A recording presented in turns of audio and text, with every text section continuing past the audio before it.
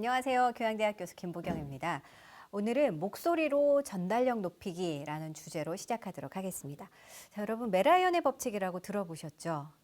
사람들끼리 의사소통할 때 어떤 것들이 영향력을 미칠까를 연구한 학자가 있습니다. 바로 미국의 심리학자인 메라이언이라는 사람인데요.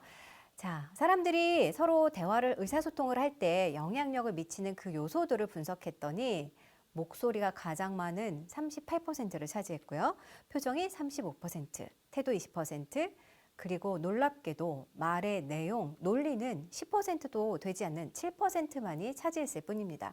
자, 이 결과를 보시면 의사소통할 때 말의 내용, 언어적인 요소보다는 나머지 94%가 비언어적인 요소라는 것을 알 수가 있겠죠.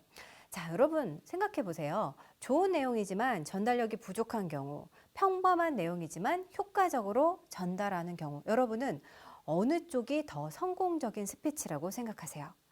자, 스피치는 이렇게 언어로 표현된 메시지를 전달하기 위해서 화자가 어떤 음성을 구사하고 어떤 태도를 취할 것이냐 하는 이런 비언어적인 의사소통과 매우 관련이 많습니다. 그 중에서도 이 목소리는 상대방에게 신뢰감을 전달하는 아주 중요한 요소가 되고요.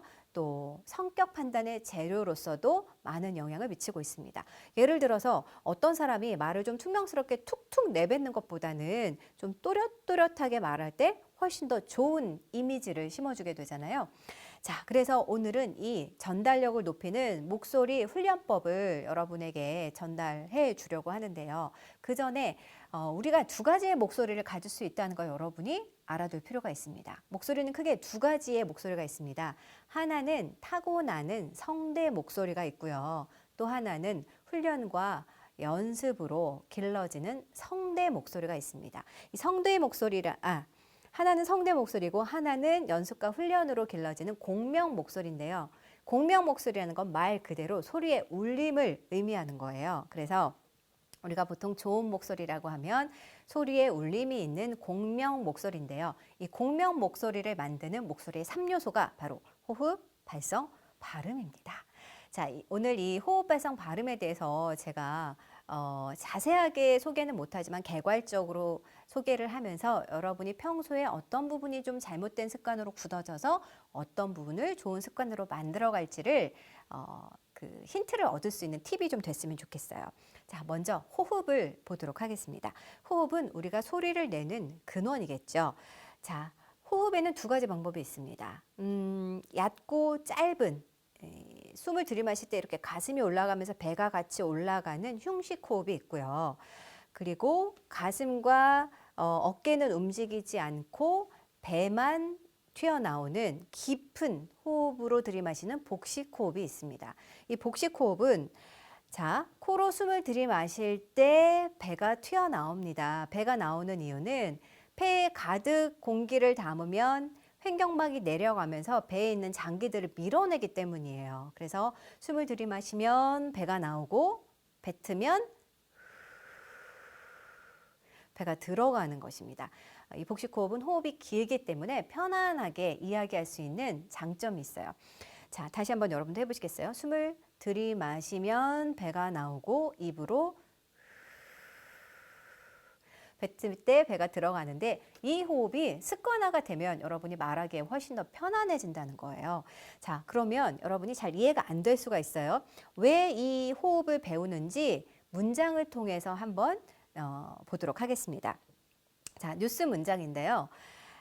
보통 대부분의 사람들이 습관적으로 말을 할 때 호흡을 아무 데서나 그냥 끊고 싶을 때 끊거나 쉬게 되거든요. 그러지 말고 앞으로는 이걸 기억해 주세요. 한 문장, 한 호흡. 그래서 문장이 너무 길지 않은 경우, 짧은 한 문장인 경우는 중간에 호흡을 불필요하게 끊지 말고 한 호흡으로 연결해서 말을 하는 겁니다. 그래서 이 문장을 보시면 이세돌 구단이 오늘은 인공지능 AI를 넘지 못했습니다.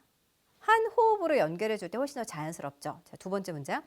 두 번째 대결에선 한 점도 깔지 않고 맞섰지만 122수 만에 돌을 던졌습니다. 자, 이 호흡이 조금 벅차다, 버겁다 한다면은 깔지 않고 맞섰지만 해서 반박자 정도 잠깐 쉬어가도 됩니다. 자, 세 번째 문장. 이틀 뒤 마지막 대결은 이세돌 스타일로 밀어붙이겠다고 말했습니다. 문세혁 기자입니다. 문상혁 기자네요. 자, 이렇게 호흡이 자연스럽게 연결될 때 말이 훨씬 더 자연스럽다는 거 여러분 느껴지세요? 여러분도 이 문장을 함께 해보시기 바랍니다. 함께 해볼까요? 이세돌 구단이 오늘은 인공지능 AI를 넘지 못했습니다. 두 번째 대결에선 한 점도 깔지 않고 맞섰지만 122수 만에 돌을 던졌습니다. 이틀 뒤 마지막 대결은 이세돌 스타일로 만들겠다고 말했습니다. 문상혁 기자입니다. 자, 되셨나요? 자, 그 다음에 발성을 보겠습니다. 좋은 목소리를 내기 위해서 필수적인 게 바로 발성인데요. 발성은 힘있고 울림이 있는 목소리를 내는 기본적인 요소가 됩니다. 자, 좋은 발성을 하기 위해서는 아랫배에서 나는 중저음에 울림이 있는 목소리, 이걸 연습하는 건데요. 평소에 여러분이 좀 너무 작고 성대에서만 소리를 내는 것보다는 좀 배에 힘을 주고 힘 있는 소리를 내는 게 발성 연습을 하는 데는 도움이 됩니다. 발성을 할 때 중요한 이 세 가지 요소를 꼭 기억해 두세요. 첫 번째는 말할 때 입을 웅얼웅얼 거리지 않기 위해서 입안의 공간을 넓게 해서 말해주는 게 중요합니다. 그래서 할 때, 발성을 할 때 입천장이 내려와 있지 않도록 입천장이 올라가서 네, 이렇게 입안의 공간을 충분하게 확보를 해주시고요. 그 다음에는 입만 벌린다고 좋은 소리가 나는 건 아니에요. 자, 이 소리를 낼 때는 소리가 흩어지는 것이 아니라 옆으로 퍼지거나 뒤로 넘어가는 게 아니라 소리가 앞에서 모아져야 돼요. 그래서 이런 느낌 있죠? 여러분은 허밍음을 낼 때 허밍음으로 노래할 때요. 또는 휘파람을 불 때 이렇게 소리를 모으죠. 그런 느낌으로 입안의 공간을 확보해 준 상태에서 소리를 이렇게 모은다는 상상을 한번 해보세요. 그랬을 때 소리가 모아지죠. 자, 이 모은 소리를 앞으로 쭉 뻗어나가게 뱉는 겁니다. 해볼까요? 자, 자, 이렇게 하지 않을 경우에 어떤 소리가 나냐면 입천장하고 혀하고 맞닿아 있어요. 그리고 소리가 뻗어나가지 않는 경우 이 소리와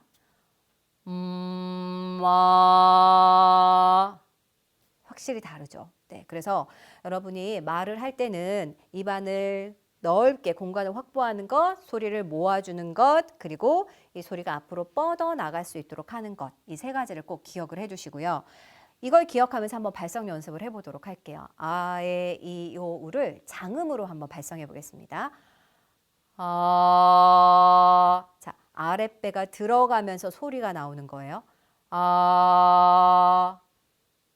에, 이, 오, 우. 되셨나요?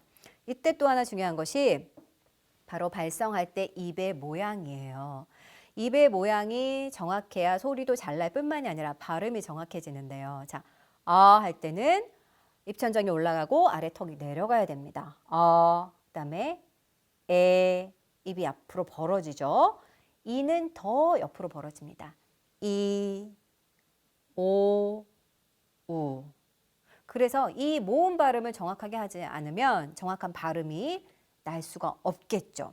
문장으로 한번 발성을 의식해서 연습해 보도록 할게요. 앞서 했던 호흡과 이번에 했던 발성을 연결하는 거예요. 호흡의 원칙은 뭐였죠? 한 문장, 한 호흡. 발성의 원칙은 뭐였죠?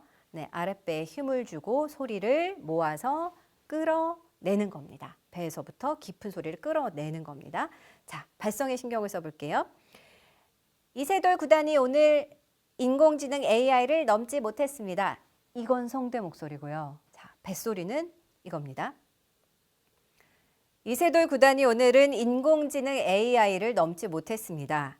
두 번째 대결에선 한 점도 깔지 않고 맞섰지만 122수 만에 돌을 던졌습니다. 이틀 뒤 마지막 대결은 이세돌 스타일로 밀어붙이겠다고 했습니다. 문상혁 기자입니다. 자, 어떠세요? 목으로만 소리를 내는 것과 아랫배를 집어넣으면서 소리를 끌어올리는 것은 소리에 현격한 차이가 있다는 거 여러분도 들리셨을 거예요. 자, 이번엔 발음입니다. 우리말 발음은 모음과 자음이 있죠. 대부분 발음이 좋지 않은 이유는 평소에 또박또박 발음하지 않고 대충 말하는 게으른 습관 때문이에요. 그래서 발음을 좋게 하려면 이 조음기관, 발음을 만드는 입술, 혀, 치아, 턱, 이 조음기관을 부지런하게 활발하게 움직여 줘야 됩니다. 그래서 안면 근육이 굳어 있다면 이 입 주변의 근육들도 잘 움직이지 않겠죠. 그래서 얼굴에 있는 근육들을 평소에 부드럽게 풀어주는 것도 많은 도움이 됩니다.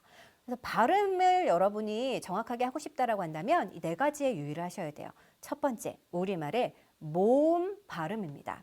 자, 모음 발음은 아까 했던 것처럼 아, 에, 이, 오, 우 이 5개의 모음의 입 모양을 정확하게 해주는 것이 가장 중요합니다. 그래서 아리랑은 아리랑이 아니고 아리랑이죠. 자, 그리고 이중 모음 발음에 유의하세요. 관계는 관계가 아니고 관계입니다. 자, 세 번째, 주관식은 주관식이 아니고 주관식이 되겠죠. 두 번째는 받침 발음이죠. 받침을 대부분 다 탈락시켜서 발음하는 경우가 많아요. 그럼 의미 전달이 아주 불명확해집니다. 또는 우리 표준어 발음의 원칙을 지키지 않을 때 조금 더 명확하고 또 어떤 고급스러운 또 신뢰감을 주는 그런 말을 하는 데 있어서 좀 불리하다고 볼 수가 있겠죠. 그래서 한국은 한국이 아니고 한국이고요. 건강이 아니고 건강입니다. 관광이 아니라 관광이라고 정확하게 발음해줘야 되겠죠. 자, 이번에는 세 번째는 연음이에요. 연음 발음을 엉성하게 하는 경우가 상당히 많이 있으실 거예요. 가득해야는 가득해야 이렇게 발음하는 경우 많이 있죠. 습관적으로 가득해야, 꽃을 무릎이, 법학 박사, 연음 발음에 유의하시고요. 네 번째는 꼭 기억해 주셨으면 좋겠어요. 발음을 내가 이 단어 하나하나의 발음이 조금 부정확하다고 하더라도 조금 더 전체적으로 뭔가 명료한 느낌을 줄 수 있는 것이 악센트예요. 그런데 악센트를 어디다 두느냐가 중요한데요. 첫 음절에 두는 겁니다. 그래서 안녕하세요. 프레젠테이션을 시작하겠습니다. 가 아니라 안녕하세요. 프레젠테이션을 시작하겠습니다. 안녕하세요. 회의를 시작하겠습니다. 안녕하세요. 반갑습니다. 자, 어떠세요? 아음절에 액센트를 주고 어미를 내려줄 때 훨씬 더 명확하게 들리지 않으세요? 자, 다음으로 넘어가지 않네요. 자, 이번엔 자음입니다. 자음은 이 5가지를 기억해 보세요. 입술 소리, 치조음, 경구개음, 연구개음, 목젖 소리를 간단하게 구별을 해볼 건데요. 무, 프, 뿌, 푸. 자, 감을 잡으셨죠? 이렇게 입술이 서로 부딪혀서 맞닿아서 나는 소리를 우리가 입술 소리라고 하죠. 그래서 자음 발음도 정확한 음가를 내줘야 됩니다. 그래서 마중, 바나나, 파타야. 입술이 서로 부딪혀야 되고요. 치조음은 혀의 앞부분이 위, 이, 뒤쪽을 찍고 내려오는 소리예요. 그래서 드, 뜨, 트, 느, 르, 스, 스. 이 자음인데요. 그래서 우리가 한번 여러분 같이 해보세요. 다림질, 혀끝이 자 혀의 앞부분, 치아 뒤쪽을 찍고 내려오죠. 트럼펫, 노래방, 라디오, 사장님. 자, 이 시옷 발음할 때는 혀가 앞으로 빠지게 되면 혀 짧은 소리가 나는 거야. 다당님 이렇게 되겠죠. 자, 그 다음에 즈, 쯔, 츠 이걸 경국의 음이라고 하는데요. 경국의가 어느 부위냐면 여러분 혀 끝으로 혀 치아 바로 뒤쪽에 거기를 문질러 보세요. 입천장에 그 딱딱한 부분이 느껴지실 거예요. 거기를 경국이라고 합니다. 딱딱한 부분. 그래서 지능, 짜장면, 치즈 할 때는 혀끝이 그 경국에 닿았다가 떨어지는 소리입니다. 자, 연국에는 어딜까요? 혀끝으로 입천장 가운데 부분을 문질러 보세요. 네, 그 부드러운 부분을 바로 연국에라고 하는데요. 그러면 이 발음은 혀의 끝이 아니라 혀의 뒷부분이에요. 혀 뿌리 부분이라고 볼 수 있겠죠. 혀 뒷부분이 그 연국의 부드러운 부분과 맞닿아서 나는 소리입니다. 그래서 기자, 큰 학생, 끄트머리. 자, 느낌이 오시나요?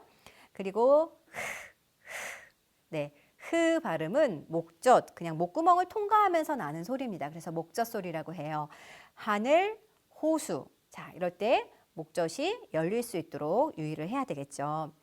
자, 여러분이 발음을 조금 더 명확하게 하고 싶다면 이렇게 말을 할 때 충분한 호흡이 필요하다는 걸 기억해 두시고요. 그리고 입을 좀 많이 움직이고 혀를 부드럽게 해주는 거. 그래서 혀 스트레칭, 혀를 이렇게 이 사이에 넣고 잘글잘글 씹어주는 것도 도움이 됩니다. 그리고 속도를 빨리 하지 않고 천천히 말해야 정확한 발음을 낼 수 있다는 것. 이 세 가지를 기억해 두시고요. 문장으로 한번 발음을 연습해 보도록 할게요. 자. 받침 발음 인공지능이죠. 그리고 못했습니다. 자, 않고 맞섰지만 받침 발음 탈락하지 마시고요. 자, 이런 부분들에 신경을 쓰면서 여러분들 함께 같이 해보겠습니다.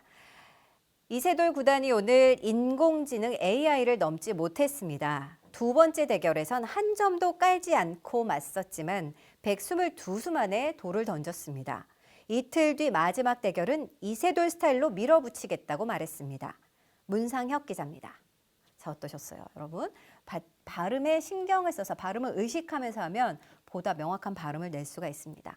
자, 끝으로 우리가 이렇게 호흡, 발성, 발음, 목소리의 세 가지 요소를 가지고 전달력을 높이는 방법을 제가 말씀을 드렸는데요.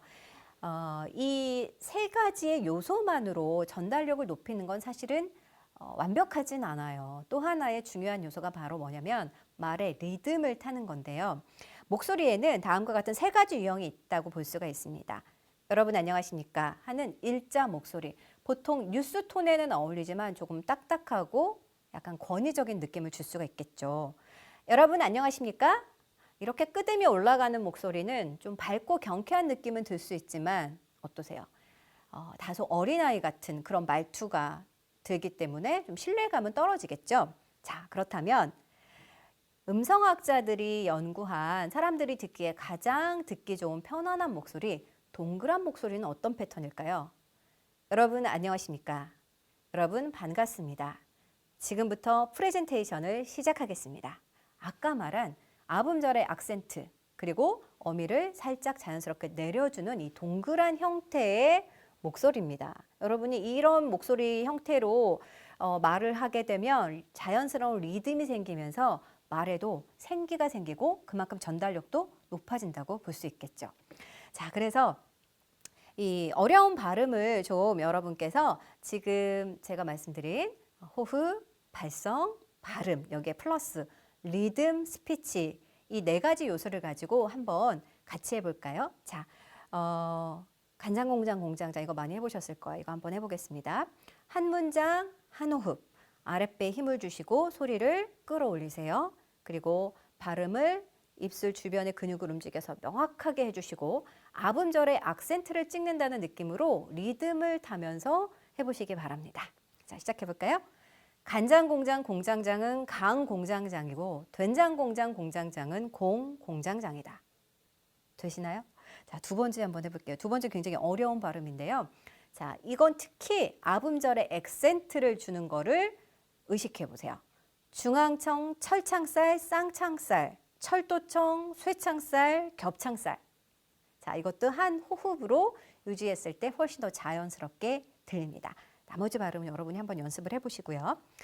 자, 이렇게 좋은 스피치라는 것은 말하는 사람의 감정이 담겨있는 스피치라고 할 수 있을 것 같아요. 그래서 감동적인 스피치를 하는 사람과 그렇지 못한 사람의 차이는 말의 감정 표현, 감정이입을 하느냐 하지 못하느냐에 달려있다고 볼 수 있습니다. 여러분의 목소리에도 감정이 담겨 있습니다. 자, 내가 전달하고 싶은 이 감정을 목소리에 담기 위해서 이것은 그저 되는 것이 아니라 호흡과 발성과 또 발음 그리고 리듬감을 주는 리듬 스피치를 통해서 연습과 반복적인 훈련을 통해서 가능하다는 것 꼭 기억해 주시고요. 여러분이 평소에 일상에서 대화할 때 이것을 의식하면서 조금 더 습관화해서 스피치를 하는데 많은 도움이 되셨으면 좋겠습니다. 고맙습니다.